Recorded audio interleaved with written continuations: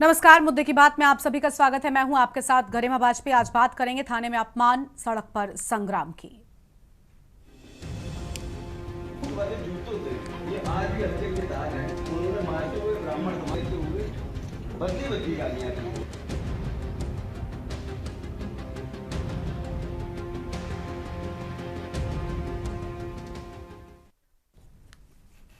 कानपुर के पनकी थाने में तैनात एक थानाध्यक्ष पर जातिवादी उत्पीड़न के बेहद गंभीर आरोप लगे हैं। आरोप लगाने वाला पक्ष है ब्राह्मण समाज और घटना को लेकर आक्रोश अब सड़कों से होते हुए राजनीतिक गलियारों तक पहुंच चुका है।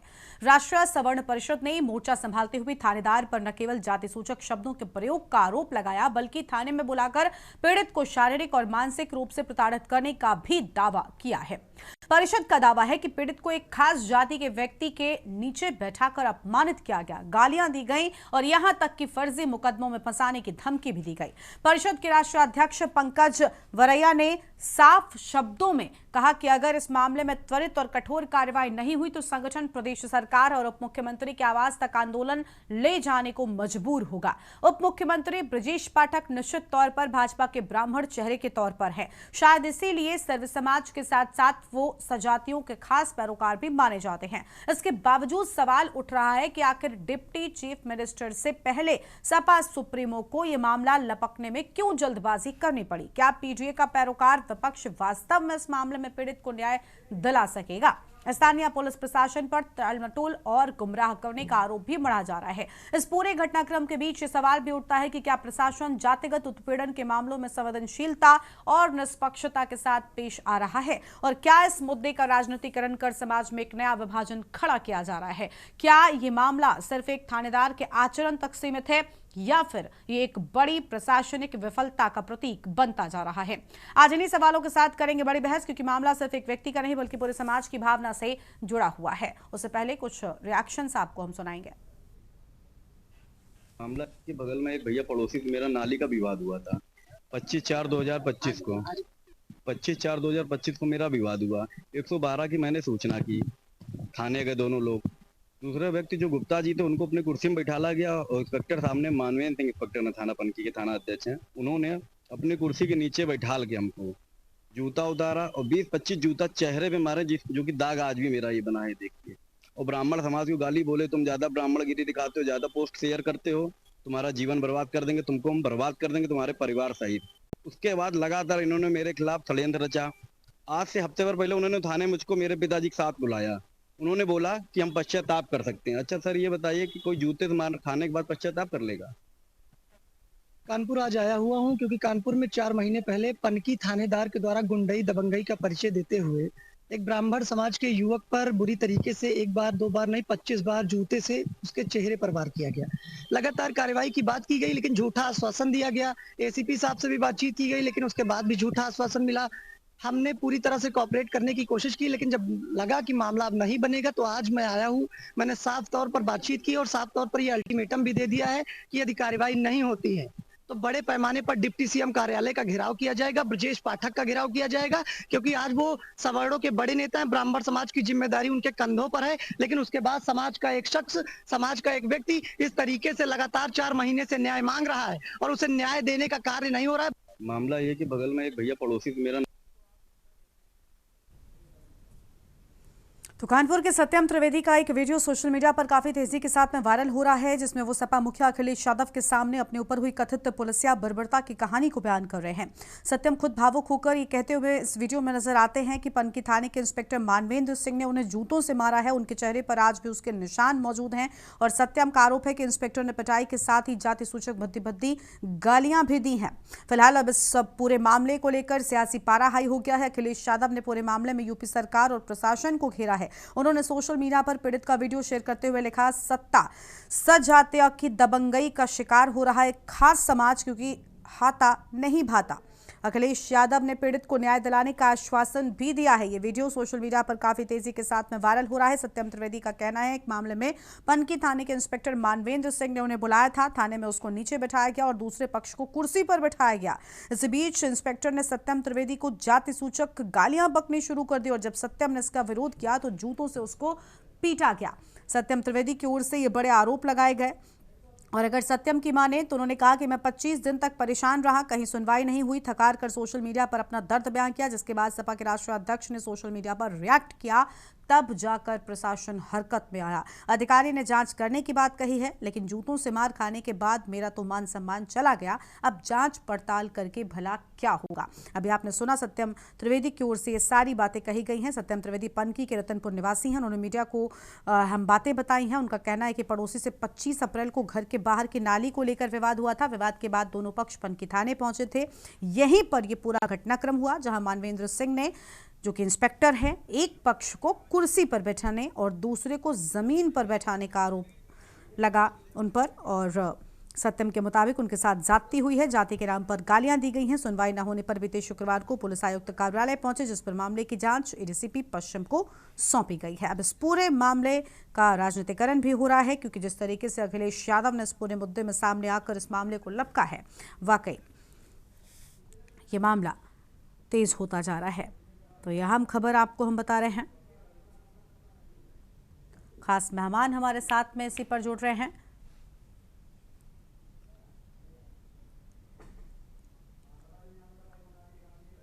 उनके साथ में हम चर्चा को बढ़ाएंगे आगे।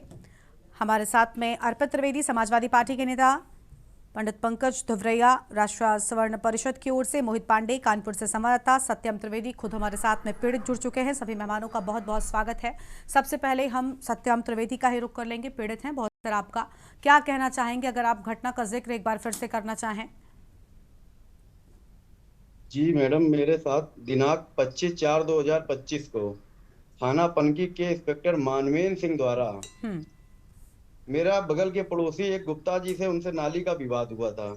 नाली के विवाद में मैंने 112 पे सूचना की, पनकी पुलिस थाने ले गई। वहां पे इंस्पेक्टर है जो मानवेंद्र सिंह, थाना अध्यक्ष हैं वो जी, उन्होंने अपने कमरे में बुलाया दोनों लोगों को, और दो गेट है कमरे में, दोनों गेट बंद कराया। और जो दूसरा पक्ष था गुप्ता जी, उनको अपनी कुर्सी पे बैठाला।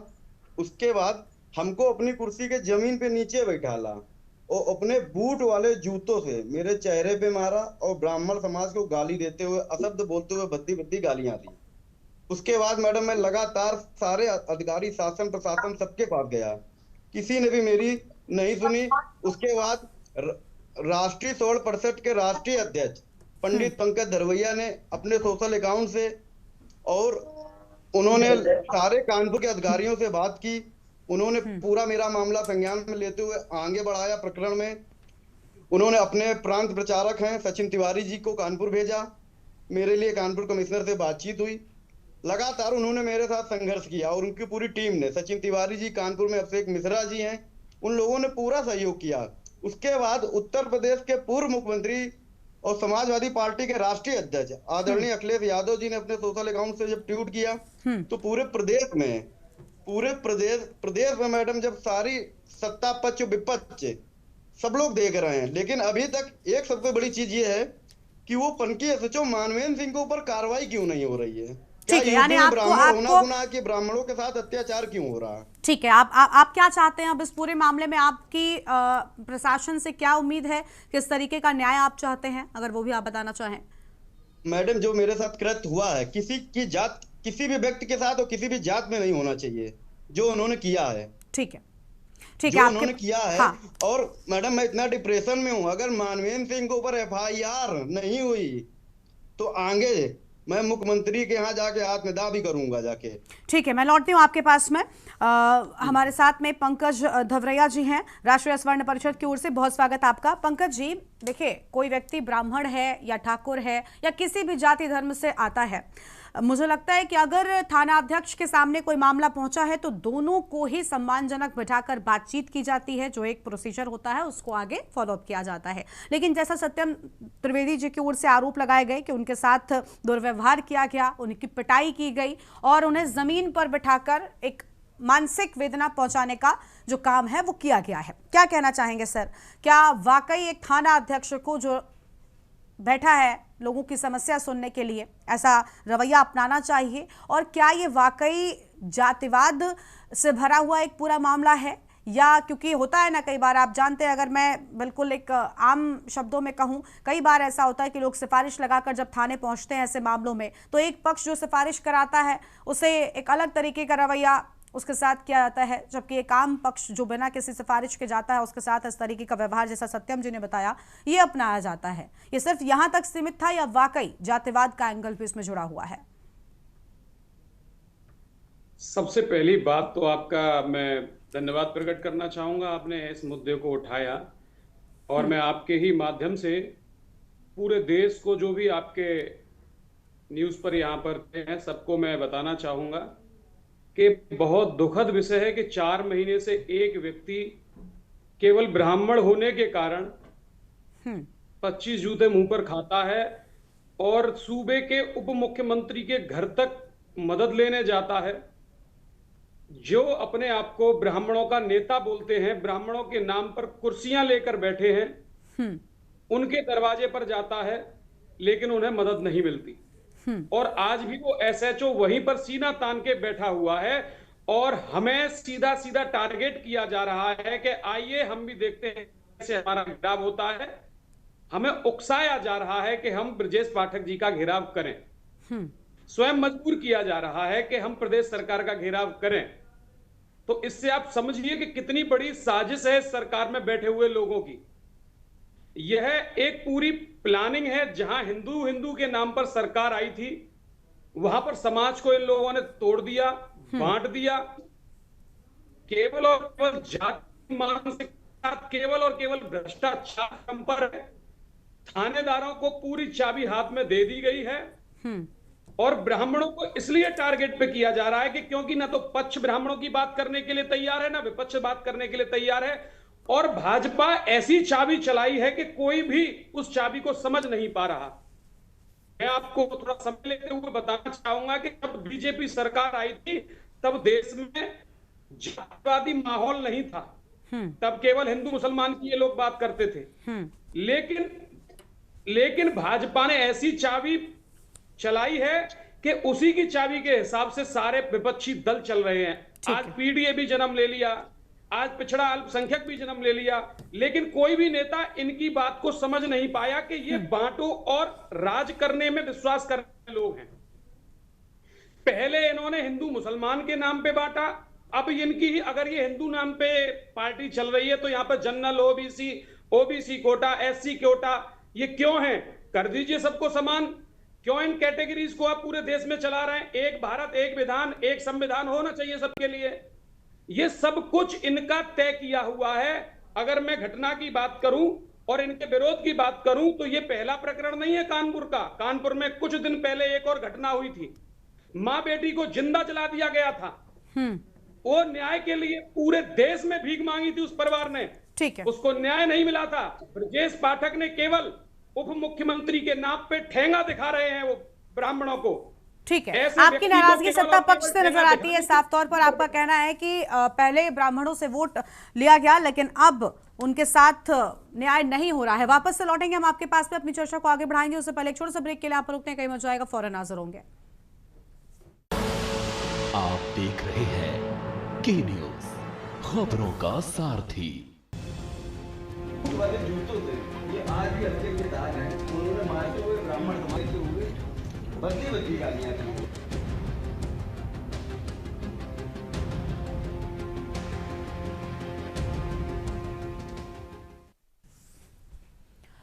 ब्रेक के बाद आप सभी का स्वागत है।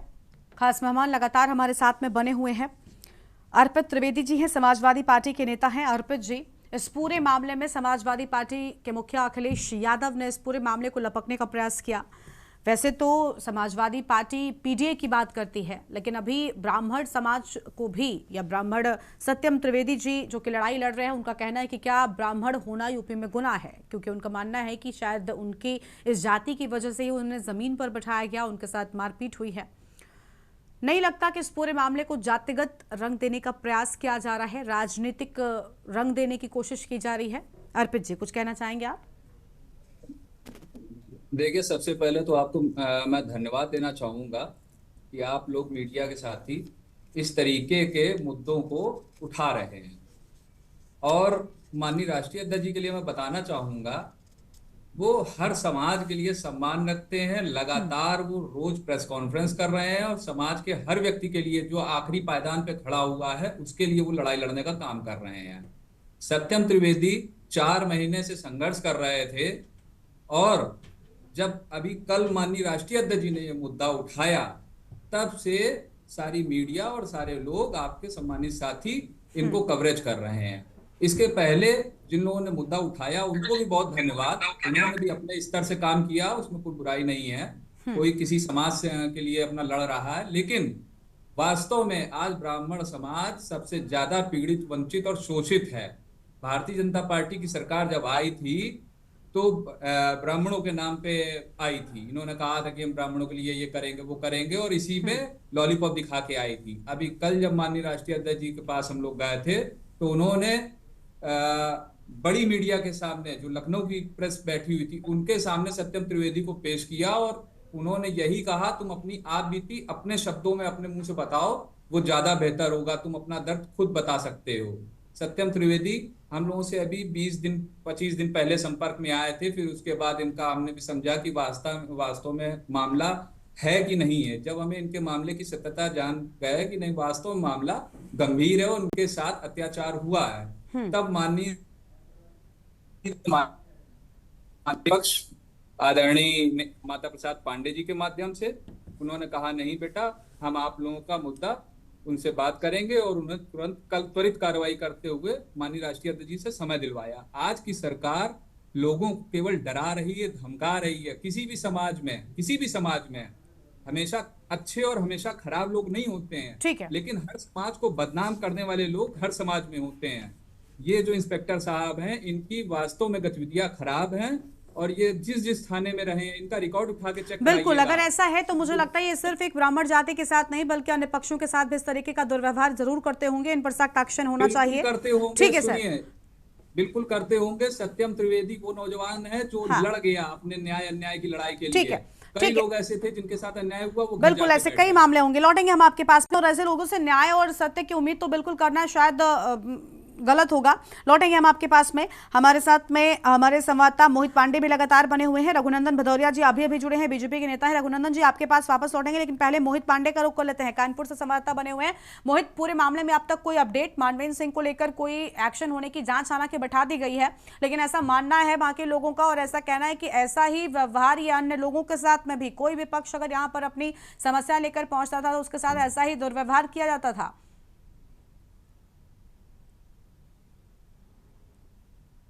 मोहित, आवाज मिल रही है? मोहित तक आवाज, बोलिए मोहित।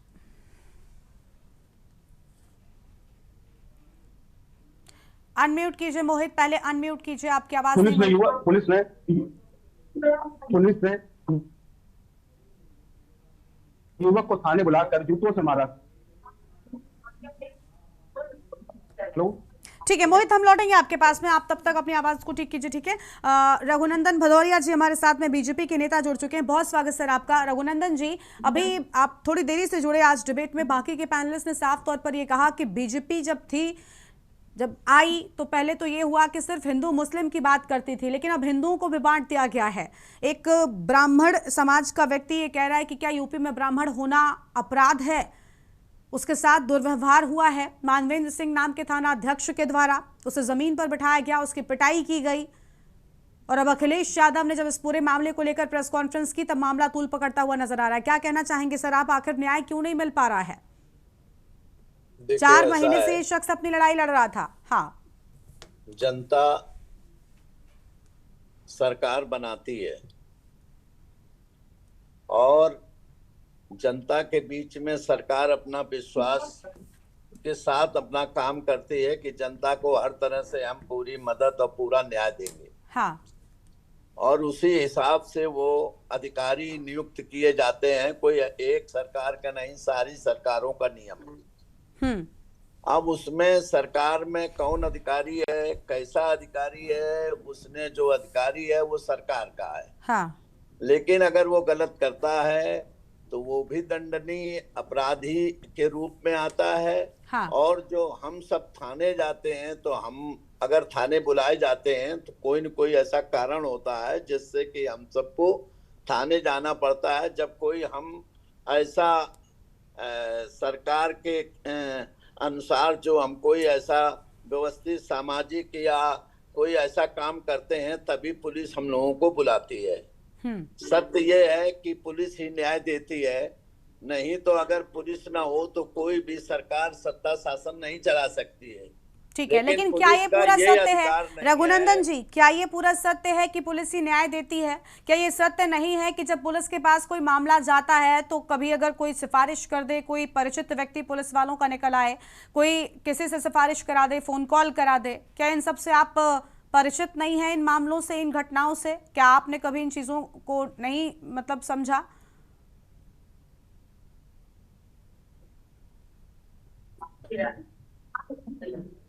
पुलिस को केवल अधिकार अरेस्टिंग का है, पुलिस उसको उन्होंने मारा है। मैं वही पूछ रही हूँ अर्पित जी, मैं वही पूछ रही हूँ। हाँ, तो से मारा है तो गलत है। रघुनंदन जी, कार्रवाई होनी चाहिए या नहीं होनी चाहिए? 4 महीने से पीड़ित शख्स, सुनिए, ठीक है, बिल्कुल गलत है, बिल्कुल गलत है। चलिए, आपने स्वीकार किया कि गलत है, ये बिल्कुल ठीक बात है, और मैं ये नहीं कहूंगी कि सिर्फ सत्यम त्रिवेदी के साथ ये करना गलत है। यहाँ पर कोई भी पक्ष, कोई भी व्यक्ति अगर पहुंचता है तो पुलिस को न्याय करने का कोई अधिकार नहीं है। पुलिस मामले में को आगे बढ़ाती है, न्यायालय तक लेकर जाती है, पुलिस को न्याय करने का अधिकार नहीं है।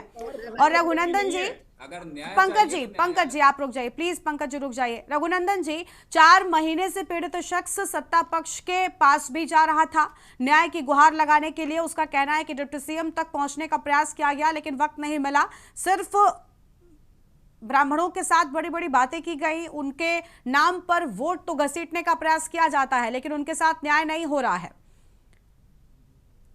मैं गिनाए देता हूं कुछ चीजें आपको ब्राह्मणों के विरुद्ध में। एक लंबी लिस्ट है। पंकज जी आप रुकेंगे? रघुनंदन जी की बारी है, उन्हें बोलने दीजिए प्लीज। पहले रघुनंदन जी, आपको आवाज मिल रही है क्या हमारी? एक कोई भी हर चीज एक गलत होती है, चाहे जरा से भी हो, लेकिन मुद्दा ये नहीं होता प्रदेश का बन जाए, जात का बन जाए, धर्म का बन जाए। मुद्दा होता है जिस व्यक्ति के साथ नुकसान हुआ है उसको न्याय मिलना चाहिए, और जिसने नुकसान किया है उसको दंड मिलना चाहिए। लेकिन मुद्दा ब्राह्मण का नहीं है। इसी डिबेट के माध्यम से मैं कहना चाहूंगा, मुद्दा तब बन जाता है जब उत्तर प्रदेश में यादव जाति के ज्यादा लोगों की नियुक्तियां हो जाएं, तब बीजेपी को मुद्दा लगता है। तो उसको दंड दिलवाइए, आप उस अधिकारी को सस्पेंड करा दीजिए। आया है, हम जिन ब्राह्मणों का सम्मान करते हैं, हम ब्राह्मण के बगैर रह नहीं सकते हैं। जब वोट लेने की बारी होती है तब हम सारी जातियों का सम्मान करते हैं और सब कुछ करते हैं, लेकिन जब न्याय दिलाने की बारी आती है तब साथ में खड़ा हुआ कोई नजर नहीं आता, तब सब पीछा छुड़ाते हुए नजर आते हैं। ठीक है सर, लौटेंगे हम आपके पास में। मोहित पांडे का एक बार फिर से रुख कर लेते हैं, कानपुर के संवाददाता है। मोहित, आवाज मिल रही है आपको? क्या अपडेट है पूरे मामले में? अब तक जांच बिठाई गई क्या? मानवेंद्र सिंह जो कि थाना अध्यक्ष है, इनके खिलाफ कोई जांच बैठी?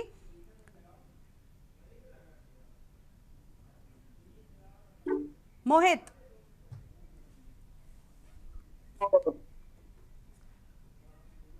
शर्मा जी आवाज आ रही है? जी बोलिए।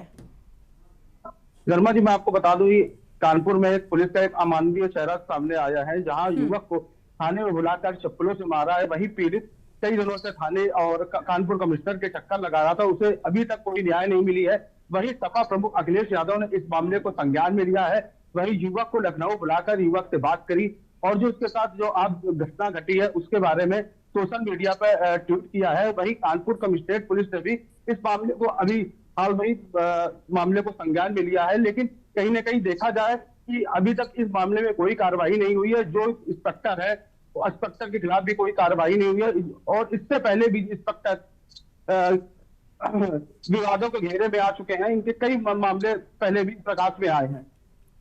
बिल्कुल, अब देखना बहुत अहम होगा कि आखिर इस पूरे मामले में क्या कार्रवाई की जाती है, क्योंकि जिस तरीके से जाति का जहर लोगों में नजर आता है। अब सोचिए, अगर आप इस तरीके से किसी की जाति देखकर या बिना जाति के भी अगर किसी भी पक्ष के साथ इस तरीके का व्यवहार होता है तो पूरी तरीके से गलत है। और उम्मीद यही कि कम से कम अब जब पूरे मामले ने तूल पकड़ा है तब इस मामले में सही एक्शन होगा।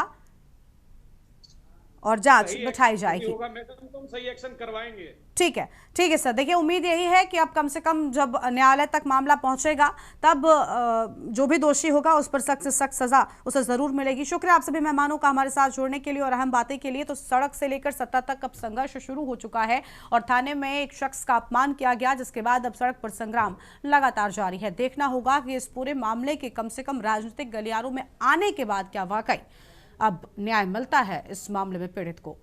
इस बुलेटिन में इतना ही। आप देखते रहिए के न्यूज़ इंडिया। नमस्कार।